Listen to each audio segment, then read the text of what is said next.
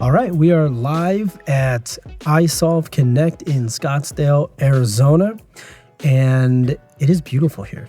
Yeah, It is very beautiful here. Last trip for me of the year. How about you? that's perfect. Yes, this is my last and one and only.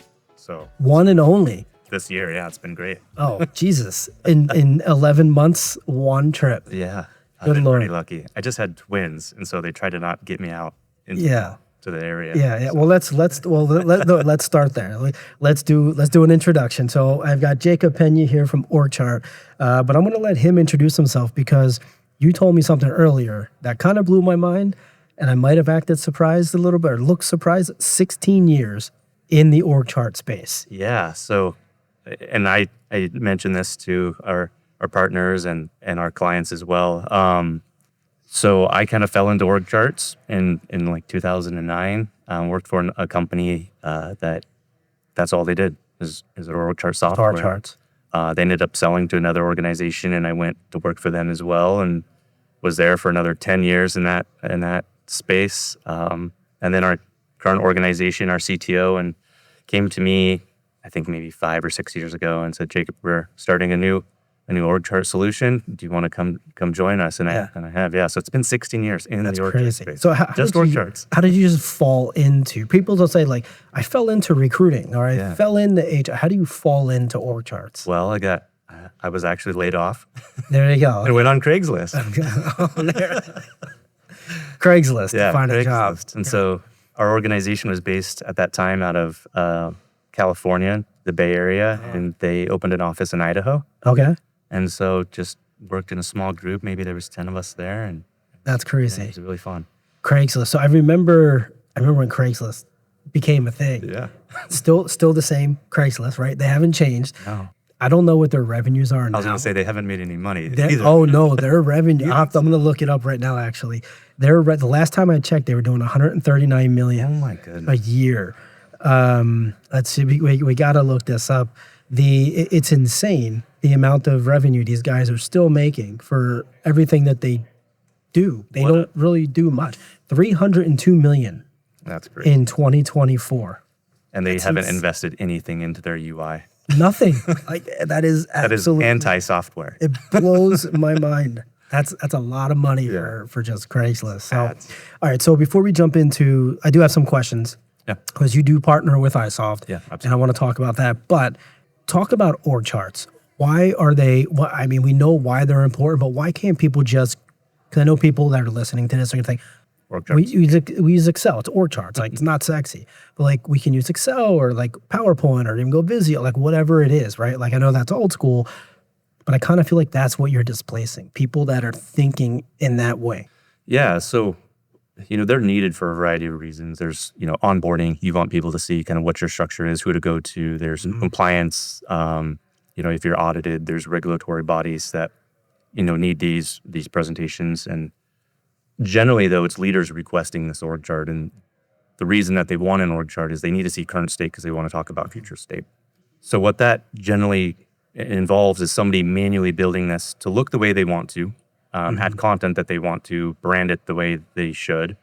And there just isn't that capability in a majority of the HR systems, or if not all of them. And so that manual effort that happens at whether it's an administrative assistant level or an HR person, it's typically an HR person that ends up doing it, is just time wasted. And I can build an org chart for a day and a half, and then the next day it's probably out of date. It's out of date. And so if I was to send that to somebody and it's incorrect, or send it to an auditor and there's mistakes, there's problems there, right? So really what we try to strive to is just that automation of that process so that people are getting their deliverable in the hands of the people that need it whenever they need it and not waste any time. So that time is better spent on those people elements that these HR folks are so good at. Right. Now, Don't be in Excel. at what level do you see companies actually getting serious about an org chart? Are we talking like 5? I mean, 5 people doesn't kind of make sense in my mind, but like, are we talking 100 employees, 200? Where's that line where they start to make that switch? Yeah, so there's a couple of things that happen. I think as you start to grow, you start to get, I think maybe over 75, it starts to be kind of cumbersome. Things don't fit on the page of paper well. And then really what we see too is there's this HR maturity concept of some of these organizations use these charts to visually present to their leadership, and they get to a point where they just know they have better tools out there. Mm-hmm. And with that then comes, workforce planning, analytics in the org chart, and all these other concepts that mature HR organizations really strive to try to accomplish. Right. All right. So we're here at iSoft. We're at the Connect event here in Scottsdale. The series that we're recording is called The Heroes of HR. So I know you're not an HR leader, but when you hear the term people hero, what comes to mind? What do you think about? Yeah. So I think, in speaking to HR people every day, multiple times a day, they do so much for an organization, right? Mm-hmm. We all are in this wonderful place where we work really hard for our companies, and they provide an atmosphere. They provide, generally, for a lot of folks, they make people happy and really strive to help them do the best job that they can do. And so they really are heroes. They deal with a lot of things, whether it's, personal issues, employment issues. And so it's a hard job. And I think when you're doing a hard job, you can be labeled a hero. Absolutely. Yeah. Yeah. We talked to a woman last week where she oversees payroll. Yeah. And so she's like, people just think, I just process payroll, but I got to hit the button. Right. So sure, the company does the payroll, the processing, all that stuff. And then we have our payroll provider and all this other. I have to approve it.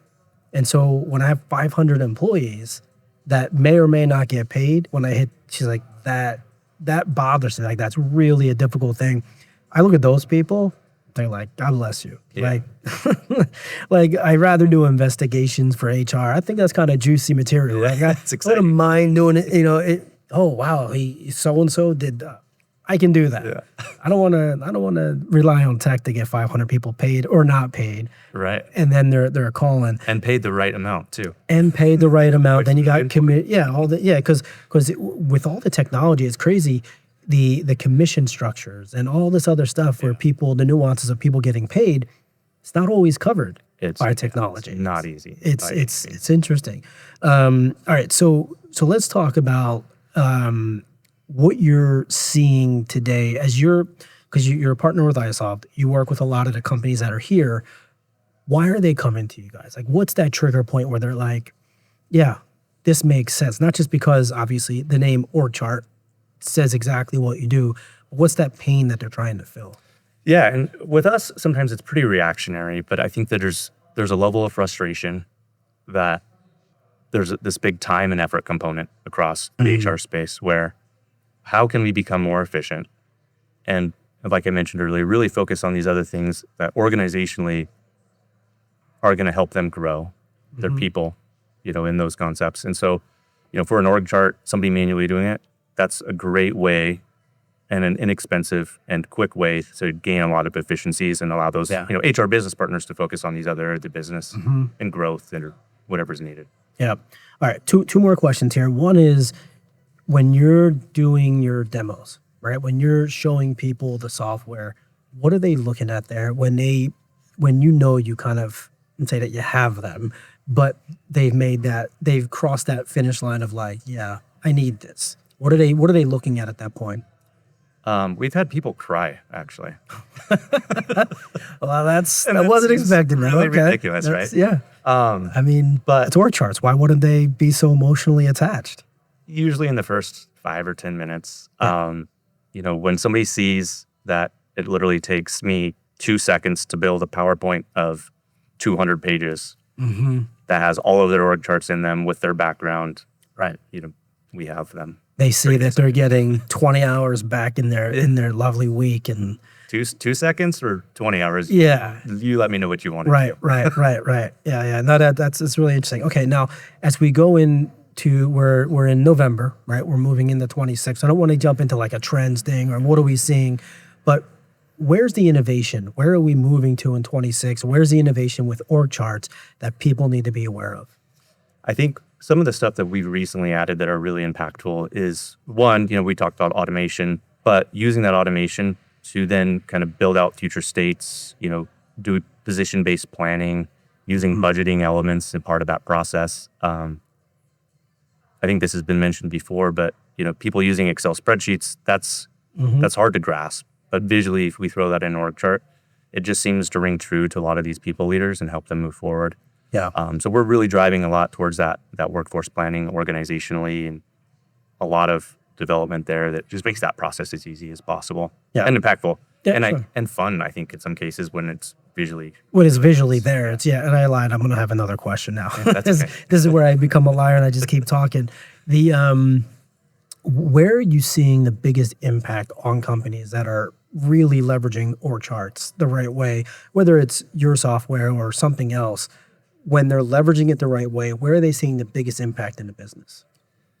I think we've mentioned automation, right? That time component. I think just also a general correct understanding of what's happening. Right? So visually, if I know where my company is and who's where, I think a lot of companies struggle just to do that piece of it. Yeah. And that just is a great jumping off point for that future planning and really doing what's next, whether it's acquisitions or mergers or growth or reduction.